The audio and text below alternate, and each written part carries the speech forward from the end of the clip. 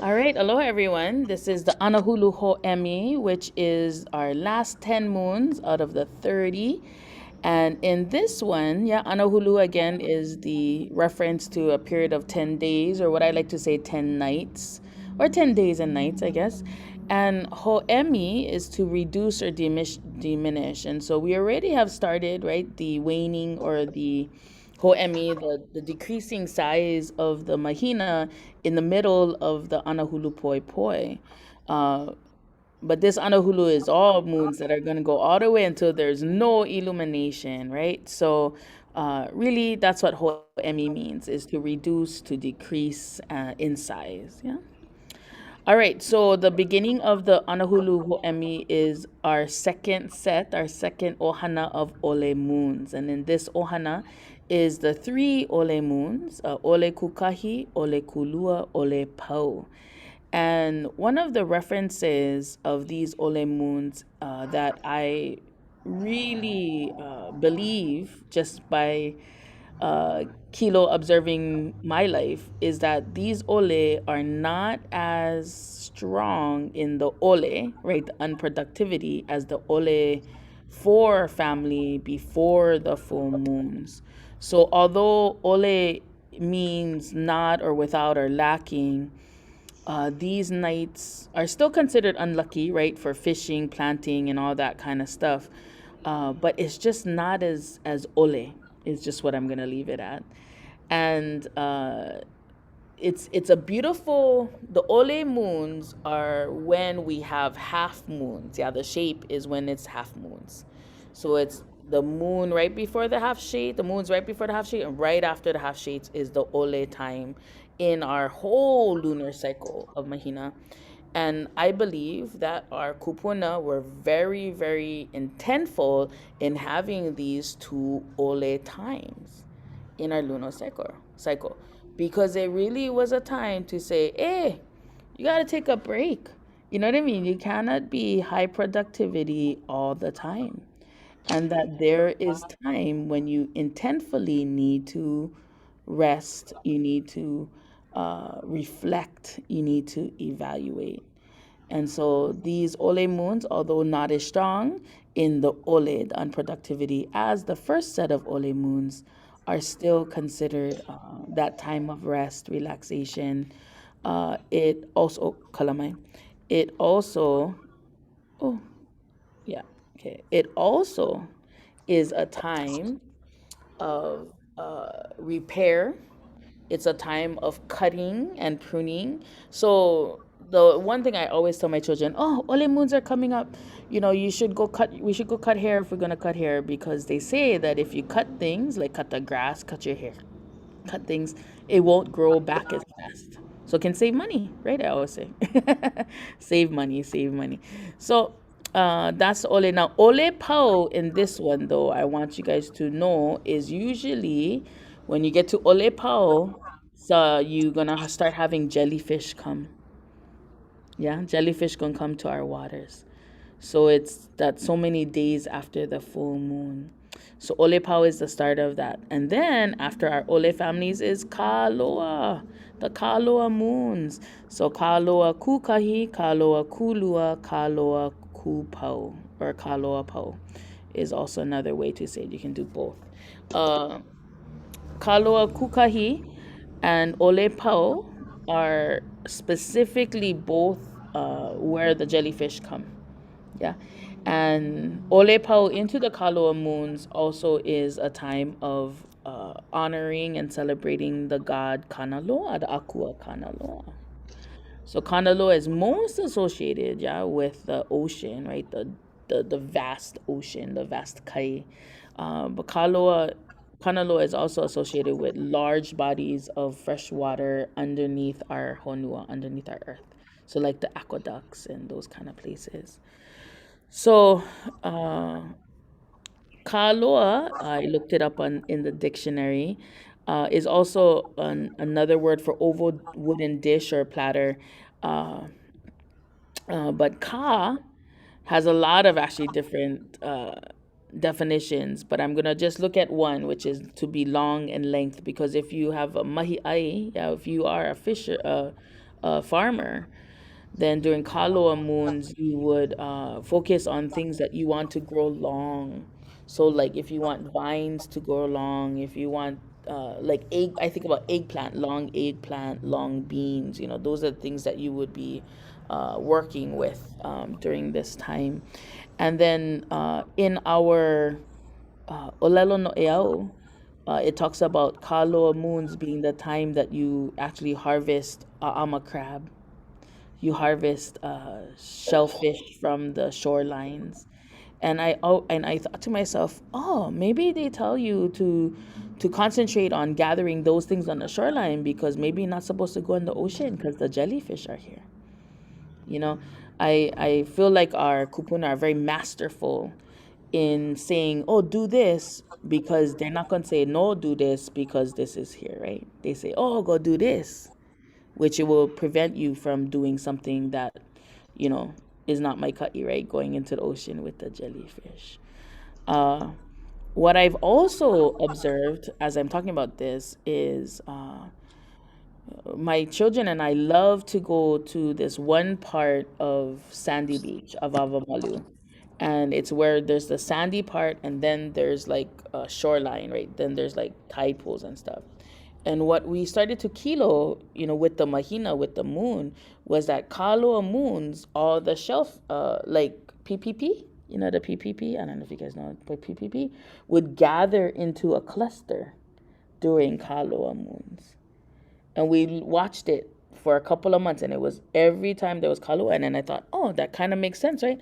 Maybe they're getting ready to be ohi, to be picked. Yeah, they're getting together, so easy for you to go pick them to eat. I don't know, but it's really fun sometimes when you look at what our kupuna say, what the moon phase is, and then actually look at it for a few months in its actual natural habitat. So yes, and then Kaloa moons in our day to day, in our life today. If we look at the word or the akua kanaloa in that reference to the ocean and the vastness and the deep ocean, and kanaloa being an akua that truly connects us to Polynesia, yeah, to all of the Pacific islands, right? Tangaroa, they all have their own Inoa names for this same akua. It really made me think about how we should be looking at long-term planning, yeah, like long voyages, looking at deep reflection, taking these Kaloa moons to really dig deep into what you want to do in manifestation in your life, or even next month, yeah, kind of planning it out. So that's usually what I tell people when it's Kaloa, is this is the time for deep reflection. And maybe this is the time, because I heard some of you guys saying, like, taking time to rest, right?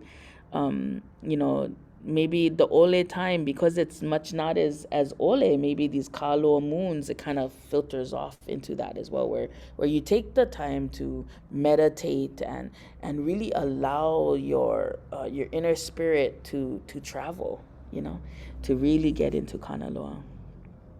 So that's what I have to say about Kaloa moons. Now we go into Kane.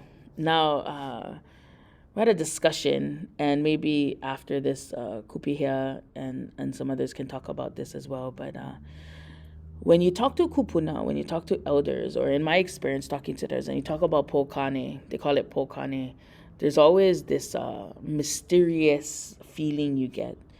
And a big part of that is because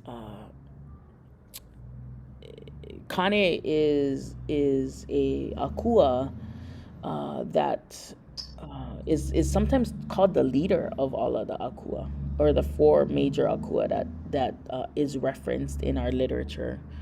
Uh, but it's usually when they talk about night marchers, or the spirits revealing themselves in the nighttime. And so kupuna that I have talked to about Pokane, oop, uh, talk about not going outside in the Pokhane. Yeah, not going outside in the Pokhane. And I'm not sure if that's because uh, there is a fear, right? A conditioned fear in our days today about our ancestors. Uh, because I honestly, personally, was raised not with that fear of our ancestors, of getting messages from our ancestors, about communicating with our ancestors. But I also know, like in my parents' generation, my mom and her cousins and sisters and brothers, uh, most of them do not want to have anything to do with our spiritual people. It's a fear almost that came in. And so, I laughed because recently I had a cousin who passed on, and and she was in Texas, and so I got a call from my mom's cousin, my aunt, and to tell me, and I was like, oh, I was really shocked. So then I called my mother, and my mom goes, oh, and I said, oh, mom, be makakao, be ready, because my mom sometimes will get visited by our relatives when they pass on. And I said, and it was right before Pokane. And so I was telling her, I said, be ready, maybe our cousin will come and visit you. And she goes, oh. And I looked at her and I said, don't be scared. If she comes, you need to talk to her and see what she needs from us. And so it's one of those things about our ancestors are always there. And I know there are people who believe otherwise. But for me and my truth is that our ancestors are always there. And doing Polkane is an opportunity because the veil between us and them is thin. And so it's opportunity for us to have communication. It's an opportunity for us to have messages. And so I always tell people, Polkane, don't be scared about it. That's a time when we can talk about our ancestors and celebrate our family, those who have gone on, and even those that maybe are not blood related, but we still consider our mentors and our ancestors that have moved on, they're still there for us. And so I look at Polkane as a good time to honor our ancestors and those that have moved on, and be open to receive messages from them and guidance. Lono. So you can see Lono is really thin. It's hard to see actually Lono in this picture. And Lono is a Mahina, just like Kane, that you would see early in the morning. And it is a sign in traditional times. They would be praying, or they would be kanainai, or asking for rain, because rain, right? Ua is one of of Lono. And so as you saw, we went from Kane, right, which is an akua, and now we're going to Lono, which is also an akua. And prior to that, we were looking at Kanaloa, right? So you have these akua that are celebrated towards the end, right? Towards the end of the lunar cycle. And I look at Lono personally now, just from my what is that called, my kilo, my observing and everything, that Lono to me is kind of like the catch-all day. The catch-all Mahina, meaning that, oh, if I never get something planted, if I never get something done, this is the Mahina to do it, because it breeds that abundance. It breeds that, like, oh, that feeling of I can do it, in Lono.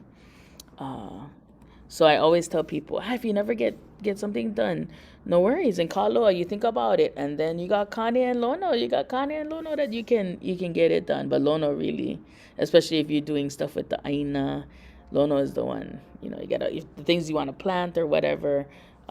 That's my kai. I also look at the word ho'olono. Ho'olono, many people know ho'olohe. Yeah, ho'olohe means to listen. And in my head, what I equate ho'olohe is to ho'olohe with your pepeo, with your ear. But ho'olono to me is to actually listen with your na'au, listen with your eyes, listen with your kino, with your body, listen with your hands, listen with your feet. Yeah, to be really present in for everything going around. And so, what not a better time during ho'olono to lono, yeah, to to do the things that you feel like I can get this done before the end of the month, this month, so that I can have abundance into the next month. Yeah. So that's where I really appreciate Lono. Now the next Mahina is Mauli. And many times you cannot see Mauli, or you don't see Mauli, because Mauli is seen right before, like, or as the sun is rising. So it depends on where you are on the earth, right? I don't know if you got to see it early in the morning, but not too early, yeah? Because it's really thin. And when someone gets to see Mauli, I feel that it's a really a big ho'ailona, a big sign, because Maoli is in its definition the seat of your soul. It also references your spirit again there. It's your heart, it's your life. It also represents your piko e, which is your fontanelle. Yeah. And so Maoli is a time in traditional times or whatever where they would bond things together. So marriages or partnerships were performed on Maoli. And the most interesting thing, and I have to tell all of you, I don't know why, but I have my thinking about it. But I don't know any record of why Mauli is dropped if the lunar month is shorter. Yeah, because the lunar month can be short all the little bit longer. So this past lunar month Mauli was there, and then this lunar month Mauli will be honored as well. But there are months where Mauli is actually dropped, and my whole thinking about it is when it's a shorter month, it goes so quick at the end that there's really no reason to honor Mauli, because it's the illumination is decreasing so quickly. But yeah, that's Mauli. And then our very last, right, which is considered the no illumination, right? Really, the new, what they call the new moon, which is interesting, is Muku, where you have really zero illumination, and you don't ever see, because the sun and the Mahina are visible at the same time. Yeah. And so yep, they kind of wash each other out. Yeah. So muku is another word to sever, right? To cut, to end, to shorten. It's also a measurement. This is really cool. The measurement from your fingertips of one hand to the elbow of the other. That's pretty long, yeah. And so it is said that if you plant bananas, bananas or mai'a in Muku, then you will get bananas that, and what I believe what they mean is you'll get like the whole bunch of bananas will be a muku in length. Yeah, from that banana tree. Uh, and it's really the end, the end of the cycle. And I always believe that it's an opportunity to sever all that doesn't serve you. So first identify and take it out, and then, because it's the end, and then we're looking at the next Mahina Hilo to bring in all that you need and you want for the next Mahina. And it's a reminder that in order to have a new beginning, you need to have an end. And that's one of the things about our Hawaiian culture that I so appreciate, is that it is a practiced belief that you need to muku, you need to oki, you need to cut out things in order to be healthy and move to the start again. Yeah. And that was almost a daily practice in traditional times. And they did it in mostly spiritual and emotional ways, but they did muku, cut things ceremonially, also to have that same connotation. And so with that, I would say mahalo nui loa. I know that there was a lot that I did not talk about, and so I look forward to hearing reports about your guys' discussions about this Anahulu Ho'ēmi, and mahalo. Ahui ho.